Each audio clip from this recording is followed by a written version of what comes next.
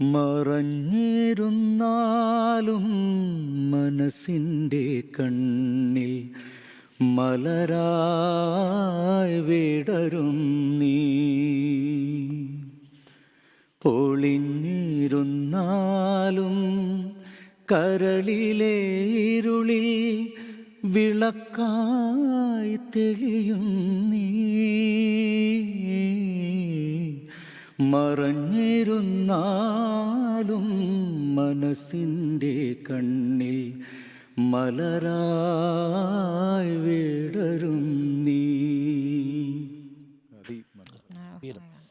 അപ്പോൾ നമ്മൾ Kannur ഷെരീഫിൽ thank you പറഞ്ഞ നമ്മൾ കണ്ണൂർ ഷെരീഫിലേക്ക് തിരിച്ചു വന്നാൽ കണ്ണൂർ ഷെരീഫ്, ആ കണ്ണൂർ എന്ന പേര് എന്താണ് കൂട്ടിച്ചേർക്കാൻ ഒരു കാരണം? അങ്ങനെ ഞാൻ ചേർത്ത പേരല്ല, വിളിച്ചതാണോ?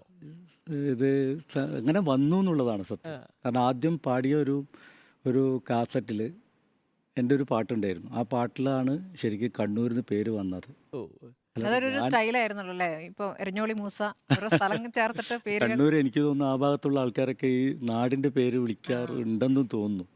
ഞാൻ അറിയാതെ എൻ്റെ പേരിൽ വന്നതാണ്. പക്ഷെ കണ്ണൂർ എന്ന് പറഞ്ഞിട്ടൊരു പേരുണ്ടോ? ഇല്ല, ഞാൻ അതാണ് വളരെ കൗതുകരമായിട്ടുള്ള കാര്യമാണ്. കണ്ണൂർ ഷെരീഫ്. ഇപ്പോൾ പ്രദേശത്തിന്റെ ഒരു ചെറിയ അങ്ങനെ പേരുകൾ വരും. അതുണ്ടാവും. അഞ്ചരക്കണ്ടിയൊക്കെ ഉണ്ട്. അതെ അതെ. പിന്നെയുണ്ട്. ഞാൻ പ്രോപ്പർ കണ്ണൂരുകാരനാണ്. കണ്ണൂർ സിറ്റിയിലായിരുന്നു. അപ്പോൾ അതുകൊണ്ട് ഫസ്റ്റ് മുതലേ അങ്ങനെ ഗാനമേളക്കൊക്കെ പോകുമ്പം ഈ കണ്ണൂർ ചേർത്ത് പറയും. ഞാനറിയാതെ അങ്ങനെ. ഈ മാപ്പിളപ്പാട്ടെന്നാണോ തുടക്കം? അല്ല, ഞാൻ കോളേജ് പഠിക്കുന്ന കാലത്താണ് ഗാനമേളയിൽ വരുന്നത്. മലയാളം സിംഗറായിരുന്നു കുറേ കാലം. JBS അല്ലേ? ഒരു നാട്ടിലുള്ള പ്രൈവറ്റ് കോളേജാണ്. ഈ കോളേജിലേക്ക് വരുന്നതിന് മുൻപ് തന്നെ ഈ സംഗീതത്തിലേക്ക് എത്തിയത് എനിക്ക് തോന്നുന്നു കൂടുതൽ പ്രേക്ഷകർക്കും താല്പര്യം ഉണ്ടാവും അതൊക്കെ എന്ന് കേൾക്കാൻ. ഉമ്മ നൽകിയ ആ ഒരു പ്രോത്സാഹനം അല്ലേ? കർണാടക സംഗീതം പഠിക്കാനായി വിശാലാക്ഷി ടീച്ചർ വരുമ്പോൾ ആ ഒരു കാര്യങ്ങളൊന്നും അധികം ആളുകളിലേക്ക് എത്തിയിട്ടില്ല എന്ന് അത് തോന്നുന്നു. വളരെ സാഹസികമായി മുന്നേറേണ്ടി വന്ന ഒരു കണ്ണൂർ ഷെരീഫ് ഉണ്ടല്ലോ. അക്കാലത്ത് മ്യൂസിക് പഠിക്കുക എന്നുള്ളത് വലിയ കടമ്പയാണ്.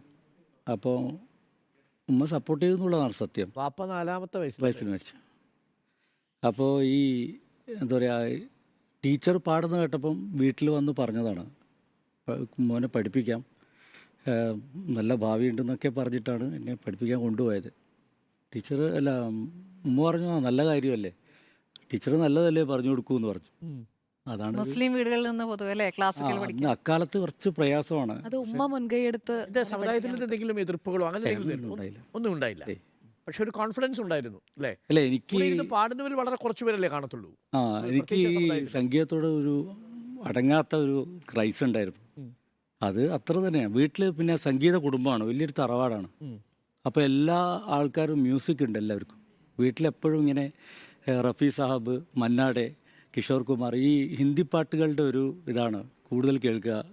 ഈ മെഹദി, ഗുലാം അലി, ഇങ്ങനെയുള്ള ആൾക്കാരുടെ ഗസൽസൊക്കെ അധികം കേൾക്കും. ഈ ഇങ്ങനെ കറങ്ങുന്ന പഴയ കോളാമ്പി റെക്കോർഡുണ്ട്, റെക്കോർഡ്. ഗ്രാമഫോൺ. പക്ഷെ ഞാനത് കണ്ടിട്ടില്ല, ഞാൻ കാസറ്റിലാണ് കൂടുതൽ കേട്ടത്. പക്ഷെ എൻ്റെ വീട്ടിൽ അതൊക്കെ ഉണ്ടായിരുന്നു. പിന്നെ അമ്മാവന്മാരൊക്കെ ഈ ഹാർമോണിയം, തബല ഇതൊക്കെ പ്ലേ ചെയ്യുന്ന ആൾക്കാരാണ്. അപ്പോൾ സംഗീതം ഒരു പാട്ടുണ്ടായിരുന്നു. വീട്ടിൽ ഒരു ഗസ്റ്റ് വന്നു കഴിഞ്ഞാൽ നമ്മുടെ പാട്ട് പരിപാടിയാണ്. എല്ലാവരും കൂടി നിന്ന് ഒരാൾ പാടും. ഗസ്റ്റ് വന്നാൽ ഗസ്റ്റിനോട് ഇരുത്തി ഒരാൾ വന്ന് പാടും. പൊതുവെ സാധാരണ രീതിയിൽ ഈ ഗസ്റ്റ് വന്നു കഴിഞ്ഞാൽ അത്യാവശ്യം നുണയും പരദൂഷണമൊക്കെ ആണല്ലോ. ഇത്തരം സ്പേസുകൾ ഒരുപാടുണ്ട്. വടക്ക് പൊതുവെ കണ്ണൂരും കോഴിക്കോടും ഉണ്ട്. അതെ, വടക്ക് പൊതുവെ ഈ പാട്ടും ഭക്ഷണവും രണ്ടും ഉണ്ട് അവിടെ. അതിഥികളുടെ മനസ്സ് നിറയും അല്ലേ, വയറും നിറയും. ഗസലുകളാണോ എങ്ങനെയാണ് എല്ലാരും കൂടെ ചേർന്നിട്ടുള്ളത്? നമ്മൾ ആ കാലത്ത് ഈ പിന്നെ ഏറ്റവും കൂടുതൽ കിഷോർ കുമാർ, റഫി സാഹിബിൻ്റെ പാട്ടുകളാണ് അമ്മമാരൊക്കെ പാടുക. അപ്പോൾ അത് കേട്ടാണ് നമ്മൾ വളരുന്നത്. പാട്ട് മാത്രം കേട്ട് ഏറ്റവും സ്വാധീനിച്ച പാട്ട് ഏതാണ്? അങ്ങനെയല്ല, എനിക്ക് ആക്ച്വലി എല്ലാ തരത്തിലുള്ള പാട്ടുകളും കേൾക്കാൻ ഇഷ്ടമാണ്. പിന്നെ ഓരോ കാലഘട്ടത്തും ഓരോന്നിനോട് കമ്പം കൂടും. അങ്ങനെ ഒരു സ്വഭാവം ഇപ്പോഴും ഉണ്ട്. അങ്ങനെ ഇടയ്ക്ക് ഫസ്റ്റ് ടൈമിലെല്ലാം റഫി സാഹിബിൻ്റെ പാട്ട് കേൾക്കുക. പിന്നെ കുറച്ച് കഴിഞ്ഞപ്പോൾ കുറേ മാപ്പിളപ്പാട്ട് കേൾക്കാൻ തുടങ്ങി. പിന്നെ അത് കഴിഞ്ഞപ്പം പിന്നെ അത് എല്ലാം കൊണ്ടുപോകും. പിന്നെ കർണാട്ടിക് പഠിക്കുമ്പോൾ തോന്നി ആ ആക്സൻ്റൊക്കെ ഒന്ന് പരിശീലിക്കണം. സംഗതികൾ കേൾക്കാൻ ഭയങ്കര ഇഷ്ടം. അങ്ങനെ അത് പരിശീലിക്കാൻ ഇഷ്ടം. പിന്നെ ഇടക്കാലത്ത് ഗസൽ കമ്പം കൂടി. അങ്ങനെ ഒരു സംഗീതം അങ്ങനെയാണല്ലോ. ആൾക്കാരൊക്കെ വിളിക്കുമല്ലോ, ഷെരീഫെ ഒരു പാട്ട് പാടും. അതെ, പാട്ടിനെ പറച്ചിലിനേക്കാളും പാട്ടായിരിക്കും ആളുകൾ അപ്പൊ ആ ആഗ്രഹിക്കുന്നത്. പാട്ട് ഏതായിരിക്കും? ഒരുപാട് പേര് വീടുകളിൽ എനിക്ക് ഏറ്റവും കൂടുതൽ ആ നമുക്ക് അവിടെ നിന്ന് തുടങ്ങാം. എന്ത് പറഞ്ഞത് നമ്മൾ വീട്ടിൽ അതിഥികളൊക്കെ വരുമ്പോഴേ ആ. ഷെരീഫിനെ വിളിച്ച് എന്തായാലും പാട്ട് പാടിക്കുമല്ലോ ആ, അതിഥികൾക്ക് വേണ്ടിയിട്ട്. തീർച്ചയായും. അവർ ഏറ്റവും കൂടുതൽ ഡിമാൻഡ് എനിക്ക് വീട്ടിൽ തോന്നുന്നു ഏറ്റവും കൂടുതൽ ഡിമാൻഡുള്ള പാട്ട്. ഞാൻ എൻ്റെ ഓർമ്മയിൽ ഞാൻ ഫസ്റ്റ് പാടിയത് എൻ്റെ ചേട്ടൻ പാടുന്നത് കേട്ടിട്ടാണ്. അതൊരു സിനിമയിലെ പാട്ടാണ്. ആഗ്രഹം ഒരേ ഒരാഗ്രഹം ആത്മാവിൻ തേൻ മലരായേ സഫലമാവുകയല്ല ലല സഫലമാവുകയല്ലോ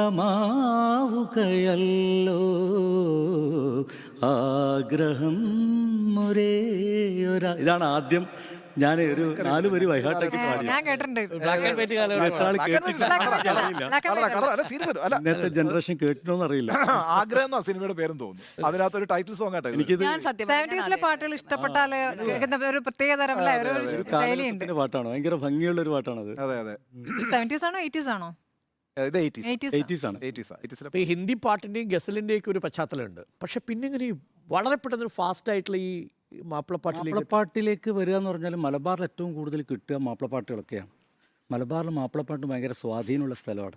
ഈ ഒരു ഷോയിലൊക്കെ ഈ ജഡ്ജ് കണ്ടസ്റ്റൻസിനേക്കാൾ ഹിറ്റ് ആവുക എന്നൊക്കെ പറഞ്ഞു കഴിഞ്ഞാൽ അത് മൈലാഞ്ചിയിലല്ലേ? വേറെ ഒരിടത്ത് കണ്ടിട്ടില്ല. മൈലാഞ്ചിയിലല്ലേ?